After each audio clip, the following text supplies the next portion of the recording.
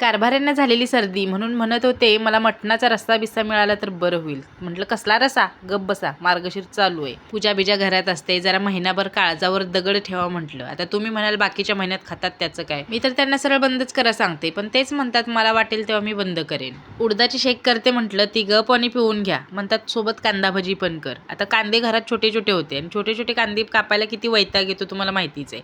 सगळ्यात मोठा दिसणारा कांदा घेतला, चांगला बारीक कापून घेतला, बटाटा सुद्धा किसून घेतला, नंतर पालक चिरून घेतला, बेसनचं पीठ आणि तांदळाचं पीठ घेऊन छान मिक्स करून घेतलं, ओवा, मीठ, हळद आणि मिरची पावडर घातली, भाकरी होईपर्यंत तसंच ठेवलं. भजी तळायच्या आधी थोडासा चिमूटभर सोडा घातला, तेल चांगलं गरम करून घेतलं आणि छान भजी तळून घेतली. मस्त कुरकुरीत आपली पालक, कांदा आणि बटाट्याची भजी तयार आहेत. उडदाच्या शेकचा व्हिडिओ आधीच अपलोड केलाय, पिल्लू काय म्हणतोय बघा आणि सबस्क्राईब करा बरं का.